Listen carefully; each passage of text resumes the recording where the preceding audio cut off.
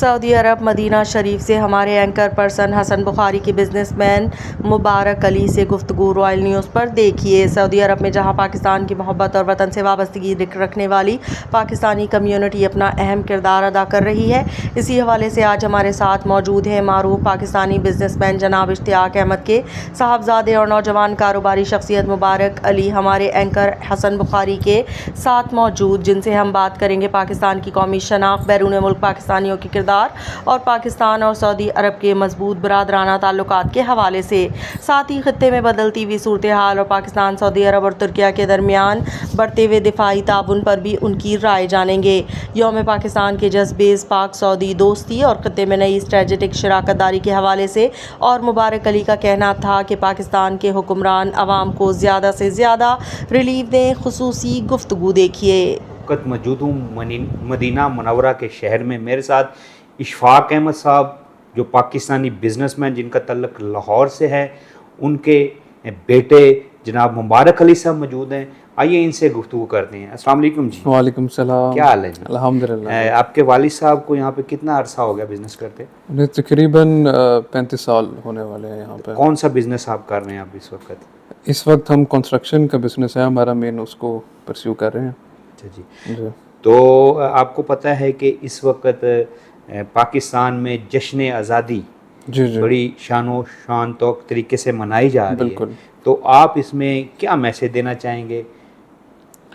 میرا میسج اس میں یہی ہے، یوتھ کے لیے مین ہے کہ اس کو سیلیبریٹ کریں۔ آزادی ایک بہت بڑی نعمت ہے، اور اپنے ملک کے لیے بھی، کیونکہ ہم تو ملک سے دور ہیں، ہم اس طرح نہیں کر سکتے۔ ہم یہاں پہ جتنی ہماری کوشش ہوتی ہے ہم اس کو کرتے ہیں، لیکن کیونکہ جو وہاں رہ رہے ہیں ان میں میں نے یہ چیز دیکھی ہے کہ اس کو اتنا سیلیبریٹ نہیں کرتے ہیں، اس نعمت کو اس طرح نہیں دیکھتے ہیں۔ کچھ ملک کے حالات بھی ایسے ہیں، لیکن میرا ان کے لیے یہ میسج ہے کہ آپ سیلیبریٹ کریں، آزادی منائیں اور خوشیاں منائیں۔ اچھا مبارک علی صاحب، آپ یہ بتائیں کہ یہاں پہ آپ انویسٹمنٹ کر رہے ہیں، اوورسیز پاکستانی ہیں، تو سعودیہ حکومت آپ کو کیا فیسلٹیز مہیا کر رہی ہے؟ جس میں فیسلٹیز ابھی آہستہ آہستہ ان کا وہ گروتھ فیز ایک چل رہا ہے۔ ابھی یہ ہے کہ کچھ ہم پراپرٹی آن کر سکتے ہیں، کمپنی اپنے خود کی کر سکتے ہیں، وہ کفالہ والا نہیں ہے سسٹم۔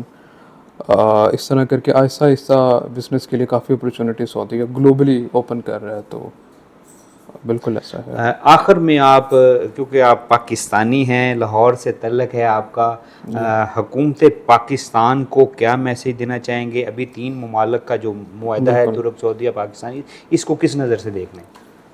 جی، جو یہ معاہدہ ہوا ہے اس کو تو میں بڑا اچھا سمجھتا ہوں کہ ایک مسلم قوت ہے ہمارے، جس طرح بھی حالات چل رہے ہیں، ابھی وار کی سچویشن چل رہی ہے، اس میں میری تو یہی ہے میسج میرا کہ جتنا پیسفلی چیزوں کو دیکھا جائے بہتر ہے۔ جب عوام پستی ہے، یہ چیزیں آتی ہیں تو بڑا دکھ ہوتا ہے اس میں، اور ظاہر ہے اس کے لیے پاورفل ہونا بہت ضروری ہے، اور یہ معاہدہ ایک وہ پاور کی ہی ایک نشانی ہے، ایک اتھارٹی کی۔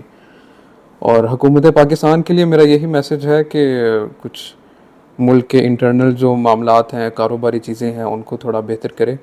ہم یہاں پہ بیٹھے ہیں تو ہم پھر بھی پاکستان کو مد نظر رکھ کر اپنی چیزیں کر رہے ہیں، پاکستان کے لیے سوچتے ہیں، لیکن حکومت پاکستان ہمیں اتنی فیسلٹیز نہیں دیتی اوورسیز پاکستانی کو۔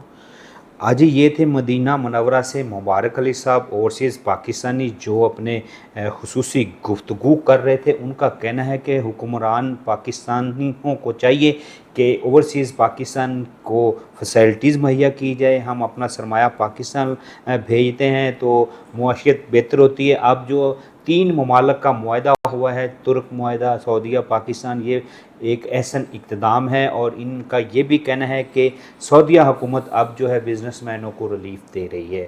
کیمرہ ٹیم کے ساتھ مدینہ منورہ سے حسن عباس بخاری۔